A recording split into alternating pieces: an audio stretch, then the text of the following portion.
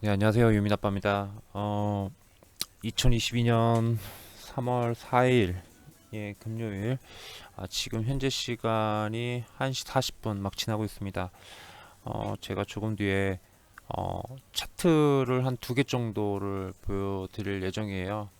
어, 아마 여러분들이 보시는 시점에서의 주가와 그다음에 제가 설명드리는 시점에서의 주가 차이 당연히 있다라는 점 참고하시기 바랍니다.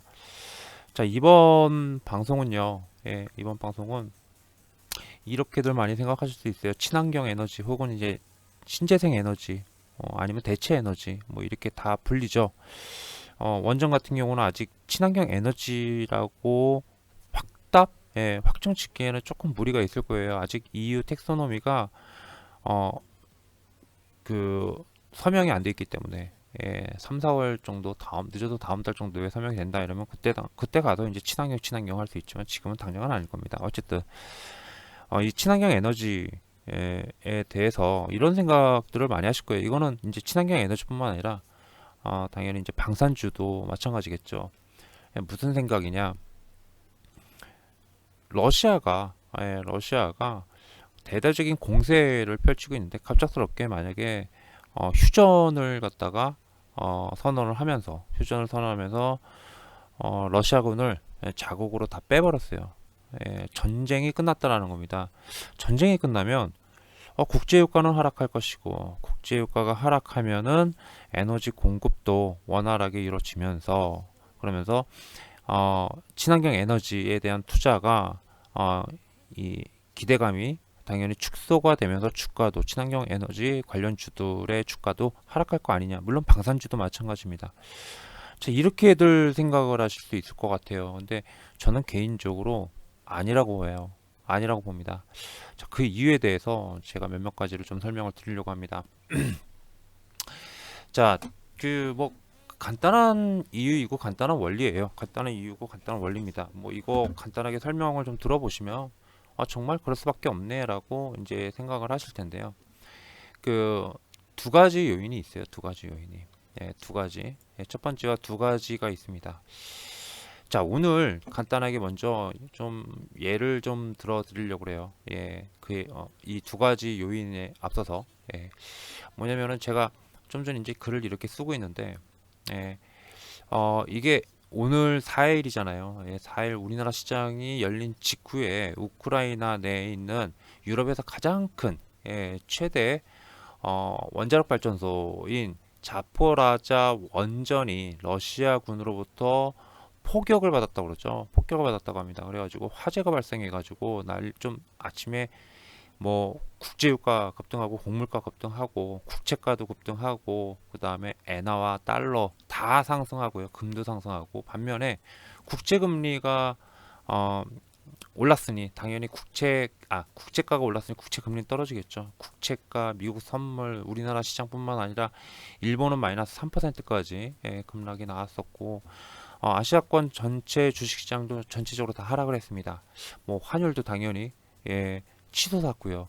아까 제가 1206원, 8원, 그 정도까지 본 것 같은데 어쨌든 이렇게 이제 시장이 급변했습니다. 이런 뉴스 플로우 하나에 계속 시장이 급변하고 있는데, 자, 이 원전에 대한 폭격, 이 두 가지의 의미를 두고 있죠. 첫 번째는 뭐냐면, 푸틴은 휴전을 할 생각이 없다. 자기 목표를 이루기 전까지는 계속 이 전쟁광 놀이, 그러니까 말 그대로 미쳤나 봐요.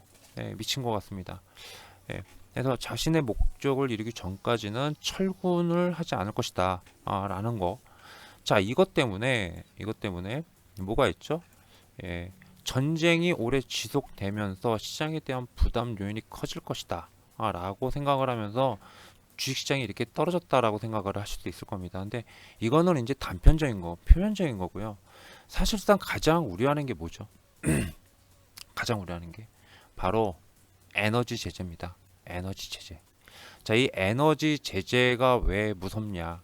에너지 제재가 왜 무섭냐? 뭐 당연히 여러분도 아시겠지만은 러시아의 에너지 수출, 즉 천연가스와 석유 수출을 갖다 제재를 해버리면 단기적으로 국제 유가가 뭐 이제 그 ING라든지 아니면은 모건 스탠리라든지 뭐 이런 우리가 흔히 알고 있는 이런 글로벌 IB 쪽에서 뭐라고 이제 리포트를 내냐면은 단기적으로 150달러 안팎 내지 150달러 이상으로 국제유가 WTI 국제유가 그다음에 브렌트유 등이 급등을 할 것이다라고 하고요. 뱅크 오브 아메리카죠. BOA라고 부릅니다. 그죠? BOA. 뱅크 오브 아메리카에서는요. 극단적으로 최대 200달러까지 상승할 것이다라고 보고 있습니다. 말 그대로요. 200달러까지면은 미국의 GDP, 미국이 자립국가잖아요. 그죠? 에너지뿐만 아니라 먹는 거, 먹는 거 이런 부분들 자립이 가능한 국가예요. 그냥 자체 내에서 먹고 사는 걸 다 해결할 수 있는 국가가 바로 미국입니다. 근데 러시아는 아니죠. 에너지를 수출해서 그 돈으로 각종 생필품, 이런 것들을 갖다가 사들여 가지고 하는 국가입니다. 우리나라도 마찬가지죠. 에너지 수입하고 뭐 수입하고 뭐 수입하고 자립할 수 있는 게 하나도 없다 하잖아요. 딱 하나, 뭐 물론 하나는 아닙니다만 완전 자립이 가능한 건 쌀 하나밖에 없다고 그러죠. 쌀 하나. 근데 그마저도 비료나 농약 등 이 농사를 짓는 데 필요한 상당 부분의 어떤 부수적인 그런 것들은 다 수입해다 쓴다고 그러죠, 이제는. 자, 어쨌든 이런 나라조차도 경제 성장률이 약 한 2%가량이 하락할 수 있다라는 그런 전망까지 나오고 있어요. 그만큼 굉장히 충격이 큽니다. 자, 그런데 그런 데가 아니라 바로 이런 부분들 때문에 그런 거고요. 사실은 이것도 중요하지만 200달러 올라가 가지고 뭐 GDP가 좀 경제가 둔화되고 뭐 이런 거지만은 사실은 또 이거를 또 다른 말로 부르는 게 뭐죠? 스태그플레이션이죠. 스태그플레이션. 그죠? 최악의 경우 스태그플레이션이 올 수도 있다라는 그러한 전망이 이제 나오기 시작하고 있습니다. 그만큼 굉장히 깝깝스러운 그러한 상황이죠. 그러다 보니 미국은 어떻게 하죠? 이란 제재도 지금 핵합의를 통해 가지고 이란 제재를 풀어서 러시아로부터 그 글로벌 시장에 공급되고 있는 상당 부분의 이 물량을 갖다가 이란산 물량과 그 다음에 전략 비축유, 그 다음에 오펙 생산국들을 갖다가 쪼면서 증산을 해달라고 계속 요구를 하고 있죠. 자, 근데 사실 이게 굉장히 힘든 거예요. 이 부분은 제가 글로 썼습니다만 오펙 증산 부분은요. 그동안 지난 5년 동안 신규 투자가 없다 보니까 증산을 하고 싶어도 못 한대요. 걔네들 지금 아주 정신 상태가 나갔다라고 합니다. 왜 그러냐면은 예비 물량이러죠. 예비 물량. 수출을 위한 예비 물량이 계속 뚝뚝 떨어지고 있대요. 이 재고량이 떨어지고 있는데 증산을 안 하겠습니까, 얘네들? 당연히 하죠. 근데 재고량이 떨어지고 있음에도 불구하고 증산을 못할 정도라고 하더라고요. 오펙이 하기 싫어서 못하는 게 아니다라는 거예요. 오히려 오펙 산유 입장에서도 국제유가가 치솟으면 치솟을수록 좋을 거라고 생각들을 하는데 또 그것도 아니에요. 왜냐면은 이렇게 좋았다가 급격하게 떨어지면은 얘네들은 얘네들대로 또 충격이라고 합니다. 여러모로 안 좋은 입장이에요. 상당히 깝깝한 입장이다라는 겁니다. 거기다가 각종 이제 지정학적 이슈, 뭐 나이지리아 내전이라든지 뭐 이런 여러 가지 그런 문제들까지도 다 겹쳐 있다 보니 증산을 하고 싶어도 못하는 그런 형국이고요. 그러면 결국에는 이제 미국엔 이제 셰일가스라는 게 있는데 이거는 사실은 금방 해요. 증산 되게 금방 한다고 그러더라고요. 산유국에서 신규 투자하면 몇 년씩 걸리지만 얘네들 같은 경우는 몇 개월이면 된다라고 합니다. 그런데 문제는 뭐냐면 이 뭐죠? 그 미국 대통령, 민주당이죠, 민주당. 민주당 쪽에서 지금 집권을 하고 있죠. 민주당이 이 화석연료를 갖다가 탄소 중립을 위해서 화석연료를 억제하는 그런 정책을 치고 있어요. 이 정책은 또 절대 포기 못하겠다 이거예요, 미국은. 환장할 노릇이죠. 어쨌든 그래도 이란 제재를 풀음으로써 어떻게든 조금이라도 좀 해소를 시켜보려고 노력하는데 이것까지 포함했을 때가 150달러에서 200달러라는 거예요.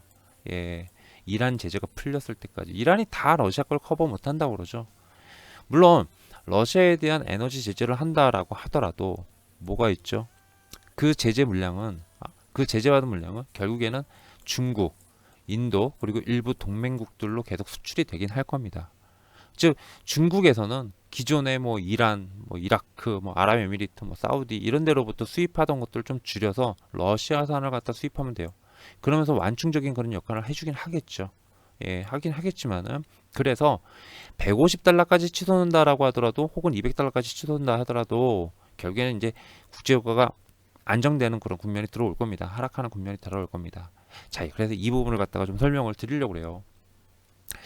자, 안정된 하락. 자, 이 부분 뭐냐면 아까 제가 두 가지가 있다고 그랬습니다. 두 가지가. 하나는 뭐냐면요.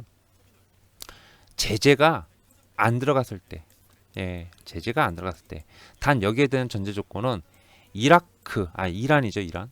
예, 이란이 핵 협상이 통과되면서 이제 수출 제한, 예, 경제 제재가 풀린다라는 가정하에 첫 번째 안은 제재가 결국에는 진행되지 않았다라고 했을 때 국제유가는 어떻게 될 거냐라는 거예요. 어떻게 될까요? 떨어질까요? 예, 시장 전망은요 안 떨어진다라는 겁니다. 왜 안 떨어지냐? 이 가장 큰 이유가 뭐냐면요. 러시아에 대한 제재가 이미 진행된 것들이 상상수죠. 거기다가 가장 강력한 것으로 꼽히는 것이 바로 이 은행 제재입니다. 총 은행 7개에 대한 스위프트죠. 스위프트 코드에서 배제를 시켜버렸어요. 자, 이 스위프트 배제를 시켜버리니 무슨 현상이 일어났죠? 예, 러시아 기업들과의 어떻습니까? 수출입이 자유롭지 않게 된 거예요. 물론 에너지 수입 부분에 대해서 문제가 생기지 않도록 하기 위해서 또 다른 일부 은행들은 코드를 그대로 유지시켜 주고는 있습니다. 예. 그럼에도 불구하고 자, 이 스위프트 말고요. ING라든지 아니면은 자, 이 중립국 전 세계 대표적인 중립국이죠. 예. 거기에 은행 바로 스위스 크레딧이라는 CS 은행이 있습니다. 스위스 크레딧. 예. CS 은행이 아닌가? 예. 하여튼가 죄송합니다. 예. 짧아가지고 제가 예. 자, 뭘 말씀드리려면 할 때 이런 은행들이 뭘 했냐면요. 바로 이 중간 결제를 갖다가 많이 해줬대요. 그동안 중간 결제 러시아 기업과 그 다음에 유럽이나 그 기타 이외에 다른 기업들 간의 어떠한 중간 결제 그런 역할들을 많이 해줬다고 하는데 얘네들조차도 지금 러시아 기업들과의 중간 결제를 갖다가 다 꺼리고 있다라고 합니다. 하고 싶어도 못 하고 있다라는 거예요. 그러다 보니 또 기업들, 구매자들. 예.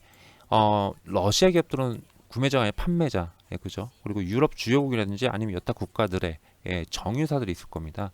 당연히 정유사가 수입해 갑니다. 그죠? 이 정유사들대로 이 러시아에서 수입하는 걸 꺼려하고 있대요. 왜 꺼려하느냐? 두 가지 요인이라고 합니다. 자, 뭐 때문에 꺼려하냐면요. 바로 이 문제예요. 결제가 어려워졌다는 겁니다. 결제가 어려워지다 보니 예, 1차적으로 러시아로부터 그 원유나 아니면 천연가스 수입을 꺼려하고 있다라고 하고요. 두 번째는 뭐냐면은 러시아가 언제 에너지 제재를 받을지 모르기 때문에 괜시리 이걸 하겠다라고 계약을 해버리고 운반하려고 운반선이나 이런 것들을 보냈어요. 그런 와중에 제재가 딱 돼버리면 어떻게 됩니까? 얘네는 고스란히 그 손실을 다 떠안게 됩니다. 자, 운반까지는 성공해서 자국의 정유시설 쪽에다가 딱 넣었다 하더라도 에너지 제재가 어떤 방식으로 나올지 모르기 때문에 판매하는 것도 불투명해져 버려요. 러시아산 원유에 대해서 혹은 천연가스에 대해서. 자, 이렇게 돼버리면은 구매자 입장에서는 어떻게 하겠습니까? 러시아산을 구매 안 하겠죠. 실제로 지난 3월 2일입니다. 예, 지난 3월 2일자 러시아의 주요 이 천연가스와 특히 이 원유, 즉 석유 판매 기업은요.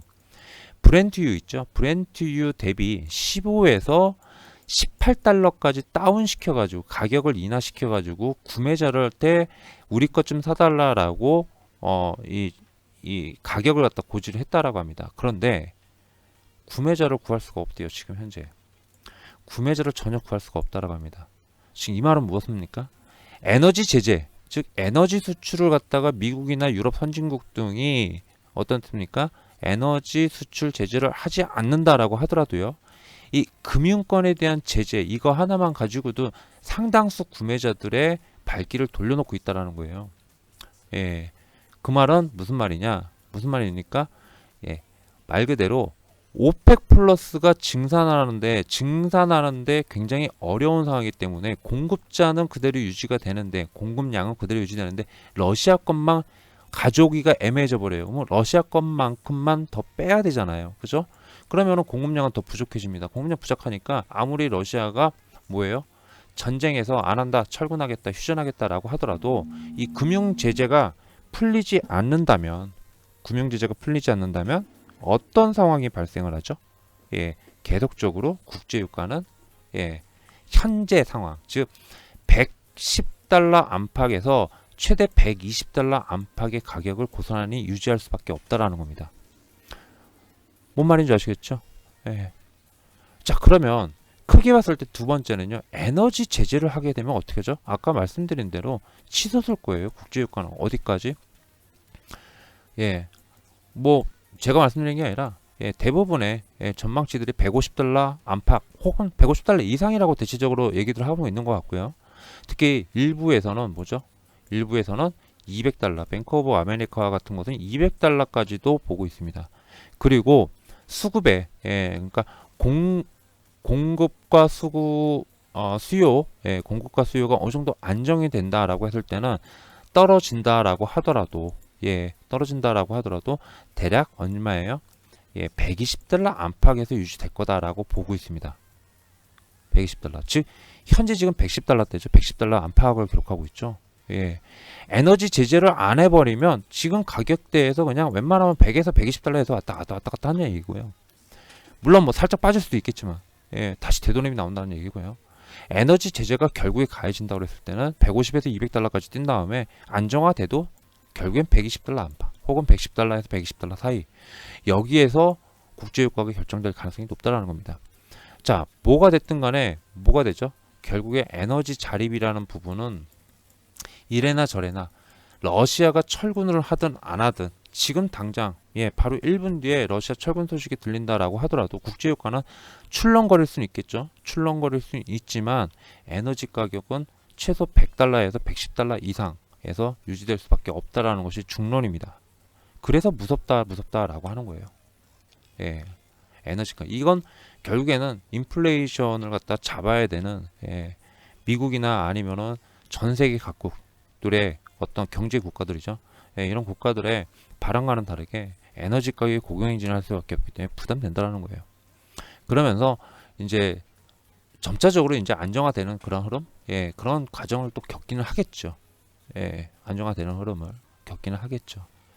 하지만 적어도 전쟁 이슈만큼 이런 분들이 많아요. 이런 분들이 많은 게 아니라 이런 분들이 많을 거라 생각합니다. 전쟁이 끝나면은 친환경 에너지 끝나겠지라고 하는 거.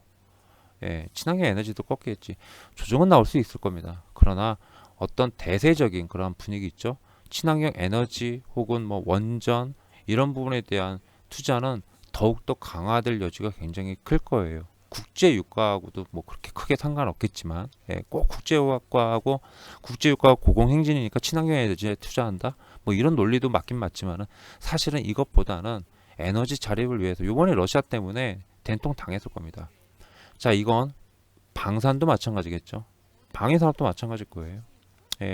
방산도 신냉전 시대로 들어가면서 어쩔 수 없는 어떤 그러한 대세적인 흐름이 될 수밖에 없지 않나 이렇게 좀 생각되는 게 개인적인 생각입니다. 그래서 요 부분을 갖다가 참고하셨으면 해가지고 이렇게 방송을 좀 만들어 봤습니다. 자, 이상 유민아빠였고요. 다음 시간에 또 뵙도록 하겠습니다. 감사합니다.